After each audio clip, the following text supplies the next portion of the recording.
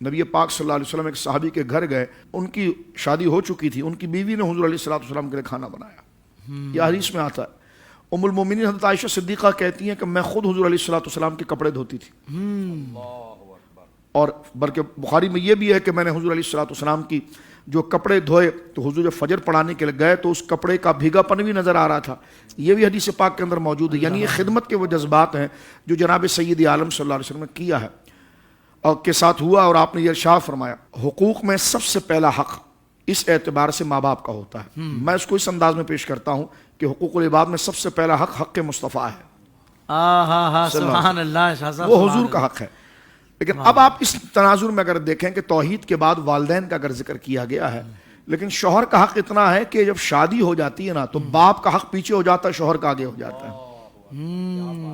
جس طرح بیٹیاں بیاہ دی جاتی ہیں اور وہ اپنے گھر چلے جاتی ہیں، تو اب آپ ذرا دیکھیے سنگم کیسا ہے شریعت مطالعہ کا، کہ اب اور لڑکی جو ہے وہ یعنی خاتون جو ہے یا بچی جو ہے اس کو زیادہ رغبت باپ سے ہوتی ہے، ٹھیک ہے۔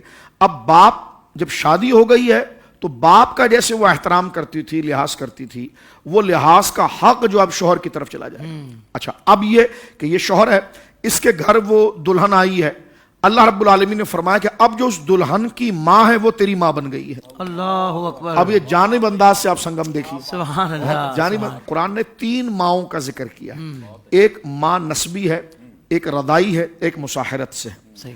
ماں نسبی وہ ہے جس کے صدف اور بطن سے ہم پیدا ہوتے ہیں، ماں رضائی وہ ہے جو مرضعہ، جس نے دودھ پلایا ایک بچے کو، 2.5 سال سے کم عمر کا اگر بچہ کوئی کسی خاتون کا دودھ پی لے تو اس مرضعہ کا وہ بچہ ہو گیا، بیٹا ہو گیا دودھ پلانا۔ تو یہ بھی نسب کا اور رضاعت کا رشتہ ایک جیسا ہے۔ اور تیسرا رشتہ ہے مساحرت کا، وہ سسرالی رشتہ، شادی کا رشتہ، کہ جس میں ہماری شادی جہاں پر ہوتی ہے تو جو ہماری ساس ہے وہ ہماری ماں کا درجہ اختیار کر جاتی ہے۔ اللہ اکبر۔ اگر ایسا ہو کہ ہماری اگر نبھ نہ سکے اور وہ خاتون جو ہماری بیوی ہے وہ ہمارے نکاح سے اگر چلی بھی جائے تب بھی اس کی جو ماں تھی اس سے نکاح جائز نہیں ہوگا، اس لیے کہ مساحرت کے اعتبار سے وہ ماں ہے۔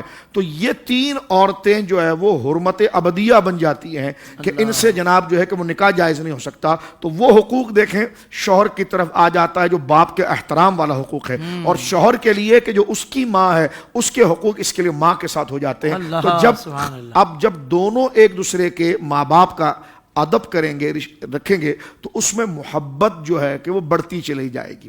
اپنے اب ظاہر سی بات ہے یہ بچی گئی ہے اس گھر کے اندر اور وہ دیکھ رہی ہے کہ جناب وہ خاتون جو شوہر کی ماں ہے اور میری ساس ہے، سارا نظام اس کے پاس ہے، اب وہ سارا کام کرے گی، وہ بڑھیا کرے گی، اس سے پوچھا جائے گا۔ تو دیکھ اس نے یہ سارا مرحلہ ایسا گزارا ہے اور وہ سارا مرحلہ گزارا ہے جیسے تو آج اس گھر میں نبی نرالی آ رہی ہے، اسی طرح وہ بھی اس خاندان میں آئی تھی۔ جب اس نے اپنا کردار دیا، اپنے شوہر کے ساتھ بھلائی کی، اپنے بچوں کی تربیت کی، تو آج حال یہ ہوا کہ سارا نظام اس کے ہاتھ پر آ گیا ہے۔ تو اس کے ہاتھ پر دسترازی نہ کر، تحمل سے رہ۔ ابھی تو جو آئی ہے تیری یہ عمر اب پروسیس ہے، وہ منصب تجھے مل جائے گا، ٹھیک ہے۔ اچھا، وہ ساس کے لیے کیا حکم ہے کہ تو اس کے ساتھ اس کی عمر میں نہ ڈھل اور وہ جذباتیت نہ کر، کیونکہ تیری بیٹی جو بیاہی گئی ہے تو بھی چاہتی ہے اور تعویذ لینے آتی ہے کہ شاہ صاحب اور دیگر بزرگ کے تعویذ دے دیں، میرا داماد جو ہے وہ میری بیٹی کو ٹائم نہیں دیتا۔ تو اب اگر تیرا بیٹا جو ہے وہ اپنی بیوی کو ٹائم دے رہا ہے تو اس پر یہ کرنے کی کیا ضرورت ہے؟ تو لہذا جو ان کی عمر کی رعایت ہے اس کی طرف ماں توجہ کرے، اور یہ جو بہو آئی ہے یہ اس کی اس خدمت اور اس کی قربانی اور ایثار کی طرف توجہ کرے۔ تو یہ باہم اگر ایک دوسرے کے حقوق کو جان لیا جائے تو اس میں خلیشیں پیدا نہیں ہوتی۔